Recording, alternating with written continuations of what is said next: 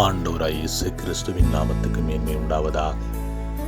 லேவியராகமம் 26வது அதிகாரம் வசனம் 9 இப்படியாய் சொல்லப்படுகிறது. நான் உங்கள் மேல் கண்ணோக்கமாயிருந்து உங்களை பலுகவும் பெருகவும் பண்ணி உங்களோட என் உடன்படிக்கையை திடப்படுத்துவேன் என்று கர்த்தர் சொல்லுகிறார். அன்பான தேவஜனமே, எங்கள் மேல் கண்ணோக்கமாயிருக்கிறவர் கர்த்தராயிருக்கிறார். எந்த மனுஷனாலும் எங்கள் மேல் கண்ணோக்கமாய் இருக்க முடியாது. நாசியிலே சுவாசம் உள்ள மனுஷன் சொல்லுகிற வார்த்தை வீணாயிருக்கிறது.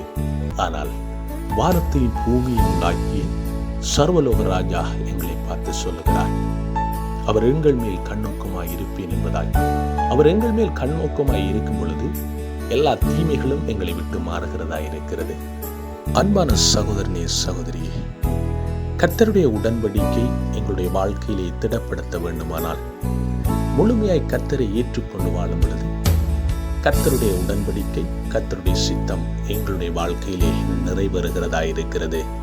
மனுஷருடைய வார்த்தைகளை நம்பி, மனுஷருடைய பொய்களை நம்பி எங்களுடைய வாழ்க்கையை நாங்கள் பாழாக்கி விடுகிறோம்.